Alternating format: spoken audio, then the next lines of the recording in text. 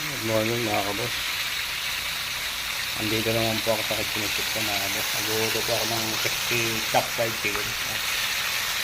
Bago mga kabos. Jollibee po ito sa Kenny Roger. Crispy fried chicken. Jollibee sa Kenny Roger. Yan po. Yan po ang crispy chop fried chicken. Ang Jollibee sa Kenny Roger. So na po yan.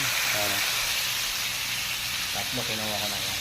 Lagi ka lang para ma-drain na yung oil.